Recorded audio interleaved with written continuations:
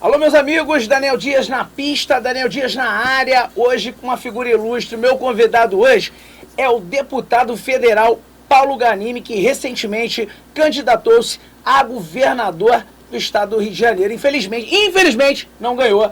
Hoje vamos botar fogo no parquinho, valeu? Já vamos começar com o ping-pong tradicional aqui do canal Daniel Dias. O senhor acredita que Lula foi retirado da cadeia para mais tarde os tentáculos dos globalistas assumirem a presidência da República nesse país através de Geraldo Alckmin? Os globalistas são mais poderosos que os comunistas? Olha, eu acho que o Lula foi retirado da cadeia para ser presidente. Com quem estava por trás, aí eu acho que é um tema um pouquinho mais complicado que a gente fala na segunda parte. Tá certo. O Rio de Janeiro tem jeito? O que é preciso para termos em nosso estado uma economia mais forte? Olha, o Rio tem jeito, mas depende de você que está assistindo a gente. Ok. Momento da oração. Porque ele vive, posso crer no amanhã. Porque ele vive, temor não há. Em nome do Pai, do Filho, do Espírito Santo. Amém. Editor, roda a vinheta e daqui a pouco voltamos.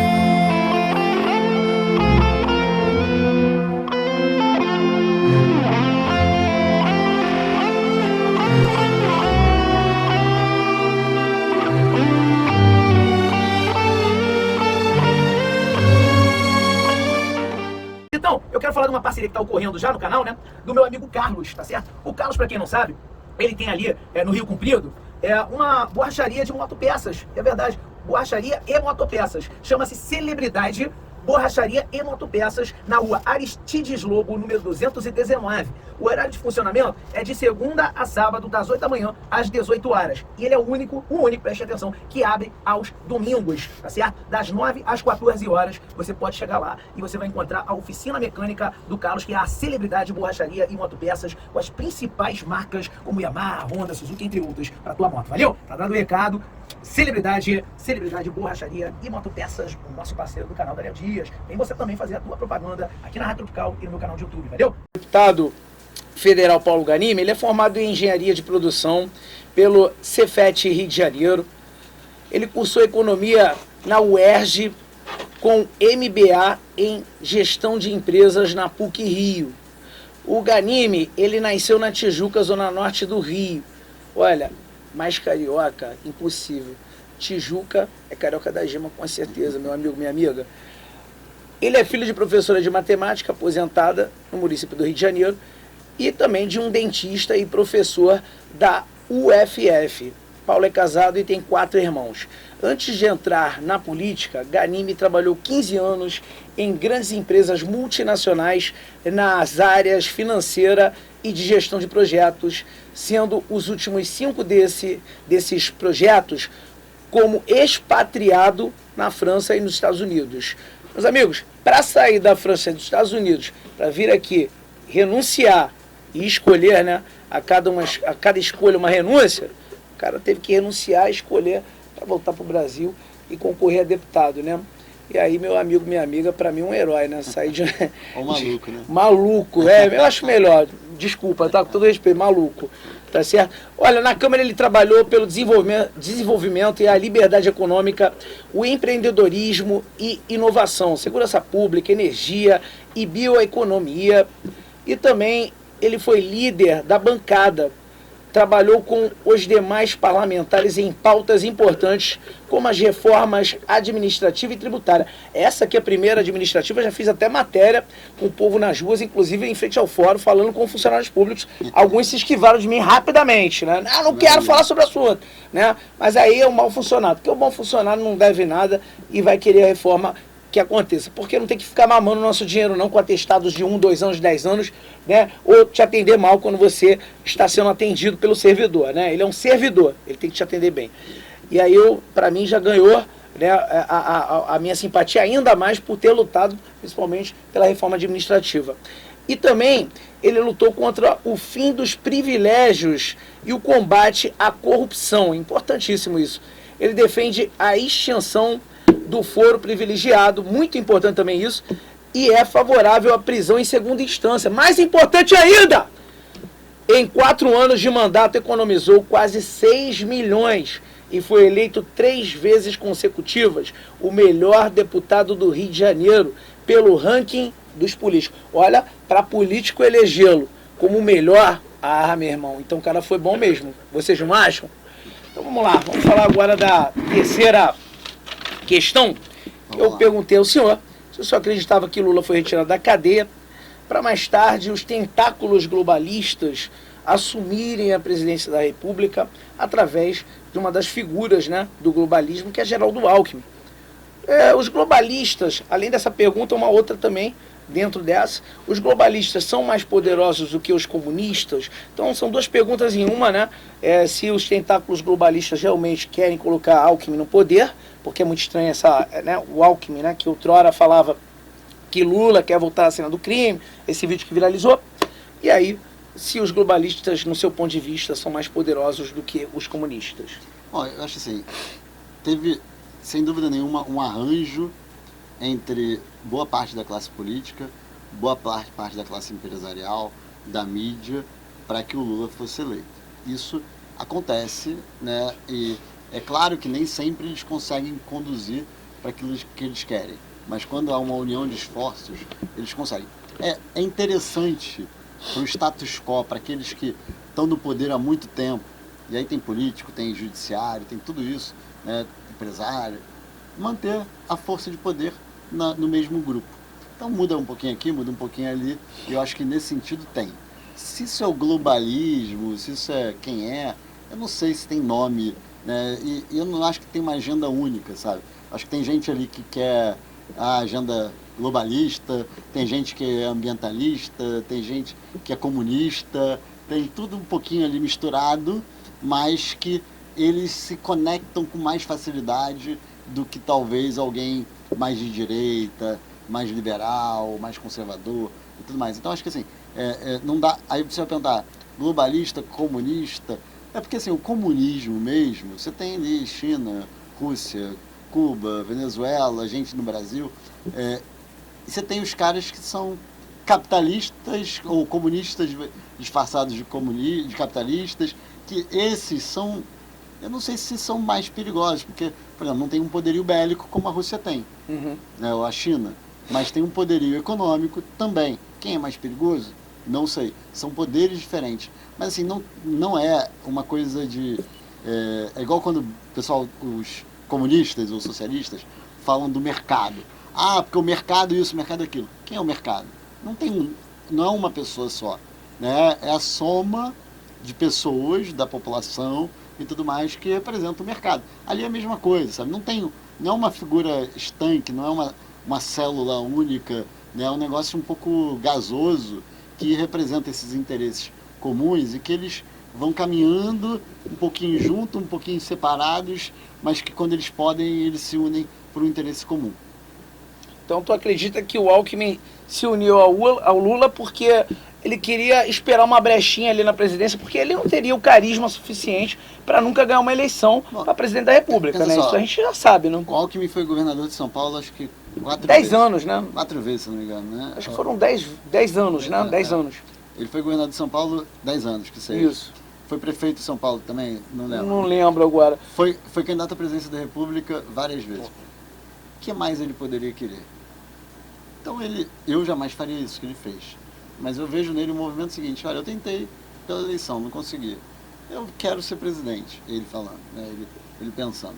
Se eu vou como vice do Lula, pode ser que eu derrube ele no meio do caminho, mas se eu não derrubar, eu tenho ali a sucessão dele como uma arma. E eu acho que foi a forma dele chegar mais perto possível do poder, né, desse poder. É porque, vamos lá, São Paulo é o maior estado do Brasil, é o segundo maior orçamento do Brasil. Então, assim, ele já tinha muito poder, já teve muito poder como governador de São Paulo. Então, eu acho que ali foi o último suspiro dele. Olha, eu já tentei ser candidato à presidência, não consegui. Vou tentar o que for mais próximo. Ele fez mais ou menos o que o Temer fez há tempos atrás? Porque eu não acho que o Temer teve essas tentativas todas, ele não teve... Mas assim, claro, o Temer quis chegar perto ali da presidência, mas eu acho que ali a intenção dele, não imagino, posso estar enganado, mas eu acho que ele não foi com essa intenção tão grande de se tornar presidente. Acabou virando. O Alckmin hoje, eu acho que ele tem um pouco mais de visão, né, de estar mais próximo do poder e querer. Tipo, o Lula é burro, vai dar vamos dizer, uma vacilada e uma hora eu vou assumir a presidência? Assume, mais ou menos assim o pensamento? Ou ele assume ou ele vem na sucessão para ser eleito em 2026. Certo. Eu acho que ele tem essa visão de... Ou se não, na pior das hipóteses, ele chegou o mais próximo possível disso, né? Mesmo que ele não vire presidente, ele está ali com o segundo cargo mais importante, está como ministro agora também, está participando, coordenou a transição. Então, assim, ele sentiu um pouquinho do gostinho do poder, né, sem ser presidente. Certo. Também faz um pouco de sentido o que eu falei ali no sentido do Lula tropeçar com as próprias pernas, né, e o Alckmin assumir, né? Então, eu acho que tem grande chance. Eu não estou discordando de você, não. Só estou dizendo que eu não sei se essa é a intenção única do Alckmin. Certo. Mas que eu acho que tem chance do Lula escorregar, tem. Muita coisa. Então tá certo. Vamos para a próxima questão.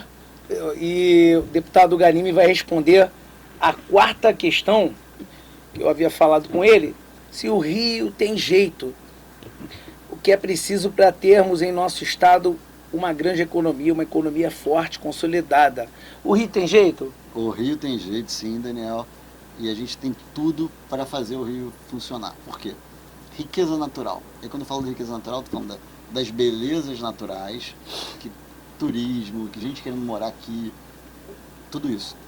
E a gente tem reservas naturais.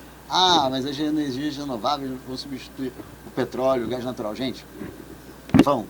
Mas a gente ainda tem petróleo e gás natural para muitos anos, para gerar riqueza ainda por muitos anos. Royalties. Só que o que acontece? Por exemplo, royalties. Gente, o pessoal queima royalties. O negócio é jogado fora, sabe? Projetos ruins. O royalties devia ser para fazer o quê? Gerar solução de médio e longo prazo. Seja melhorando a educação, seja investindo em coisas que vão fazer com que o Rio não dependa mais tanto do óleo e gás. Até mesmo energias renováveis, que o Rio também tem potencial para isso. Então, assim, tem muita coisa boa. O que a gente não tem? Governantes bons. Não à toa a gente teve 5 governadores presos, não à toa a gente teve um 6 que sofreu impeachment, e o atual está meio que ali na corda bamba, né? Está sendo acusado de várias coisas, né? Tanto pelo Ministério Público Eleitoral, Ministério Público Federal. Então, assim, o Rio não está assim à toa. E se você olhar os indicadores socioeconômicos, o Rio perdeu posição para todos os estados do centro-sul do Brasil. O que quer dizer centro-sul do Brasil? Para quem está em casa, são os estados do centro-oeste, do sudeste e do sul. E os estados do nordeste, em vários indicadores, também já ultrapassaram o Rio de Janeiro. E do norte também. Então, o Rio era a segunda maior economia do Brasil. Quando a gente fala era a segunda maior economia do Brasil, se você olhar em termos absolutos, a população do Rio é muito grande. A gente ainda é a segunda maior economia do Brasil. Mas em termos per capita, ou seja, por população, a gente já foi ultrapassado. Em termos, a indústria, por exemplo, Santa Catarina já passou, Minas Gerais está passando, em breve outros vão passar também. Então, assim, a gente está perdendo posições. E o Rio, o PIB do Rio, ele só não é mais baixo, a economia só não é pior, por 2 fatores. Tem muito servidor público federal aqui, mesmo a capital indo para Brasília. O Rio ainda recebe muito dinheiro por conta dos órgãos públicos aqui e por conta do petróleo. Porque se você tirar esses 2 pontos, nem segunda economia do Brasil a gente é mais. Então, assim, a gente está ficando para trás. E os problemas socioeconômicos que são muito graves e que geram violência. Então assim, tem questões socioeconômicas, desde, por exemplo, um negócio meio polêmico, mas que é estudado e prova-se isso. Famílias monoparentais, ou seja, mãe solteira, pai solteiro, a maioria das vezes é mãe solteira, né, em condições sem estrutura familiar. O que acontece geralmente? Tem maior chance, eu não estou dizendo, deixar claro aqui, que uma família monoparental, necessariamente o filho de uma mulher, mãe solteira numa favela vai virar criminoso, não é isso. Mas a probabilidade é maior, isso é estudado, não sou eu que estou falando. O Rio tem uma quantidade de famílias monoparentais maior do que outros estados. Então, quando você olha o problema da violência, não é só tráfico de drogas, não é só milícia, são as condições socioeconômicas que favorecem para isso. Urbanismo, falta de casa, transporte, que é precário. Vai lá, a gente tem problema de transporte, vamos levar transporte até a Zona Oeste, lá, Santa Cruz, Campo Grande. Faz o quê? BRT, que é uma droga. A ideia é boa. Ele é uma droga no projeto não é, mas Mas na prática, né? Na prática ele é é. horrível mesmo. Não, mas aí, Daniel, tem que levar em consideração uma coisa. Concordo com você, o conceito é bom. O conceito é bom. Mas o conceito tem que ser aplicado também ao caso prático. Qual é o caso prático do Rio? Região violenta. Então, por que o metrô não tem os mesmos problemas do trem e do BRT? Porque é submerso, debaixo da terra. Então você não tem mais dificuldade de invadir uma estação, de roubar cabo, de fazer tudo isso. Então, assim, o BRT pode funcionar em outros lugares, mas vai funcionar no Rio? Provavelmente não. Entendeu? Então, também tem que levar isso em consideração. E aí você vai, aí agora, poxa, a Transbrasil ali nunca ficou pronto. Da Zona Oeste agora está sendo reformado porque as estações estão quebradas. Aí vai e asfalta mal. Estou dando esse exemplo só para mostrar como as coisas no Rio não são por acaso. A gente não está na situação que está, porque é obra de Deus, ou do diabo, ou do que for. Não, não é. É um trabalho muito bem feito, entre aspas, de pessoas mal intencionadas para gerar o caos que é. Até porque isso é uma outra coisa que eu aprendi, mais ainda estando na política, mais ainda sendo candidato ao governo. Você vai para o interior do Rio, maioria dos municípios do Rio, quem é o maior empregador? É a prefeitura. O prefeito não quer que isso acabe. Por quê? Enquanto que o maior empregador for a prefeitura, o morador de lá está na mão do prefeito. Outra coisa, também ligado a isso, eu recebi, e a minha esposa recebeu, vários pedidos na campanha para mulheres que queriam fazer ligadura de trompa. Método anticoncepcional. Que já estavam no segundo, terceiro, quarto, quinto filho, não queriam mais ter filho. Aí eu fui entender o problema. Você vai no município A, não tem vaga para fazer cirurgia de ligadura de trompa. Eu não estou nem falando da lei, que a lei ela já é mais restritiva. Melhorou e tal, mas ela é restritiva. Estou falando da pessoa que está dentro da lei, está tudo certinho, já teve mais de 2 filhos, tem a idade certa, está tudo direitinho para fazer ligadura. Não tem vaga para fazer, mas o vereador consegue para ela fazer no outro município. E aí o vereador daquele município consegue para fazer no outro município. Por quê? Porque não querem que funcione. Por quê? Esse vereador agora tem o voto dessa família para sempre. O serviço público no Brasil e também a economia que está na sua pergunta, ela não funciona no Rio de Janeiro ainda mais, porque isso garante um voto de cabresto, que não é a compra de voto só, que já é um problema, a compra mesmo, mas é aquilo. O fato do serviço não funcionar faz com que a população fique na mão do mal político. E aí isso vale para o mais pobre, que é mais ainda, mas vale até para o empresário, que quer ter um político de estimação, muitas vezes. Eu não estou falando quem doa, nada disso, não.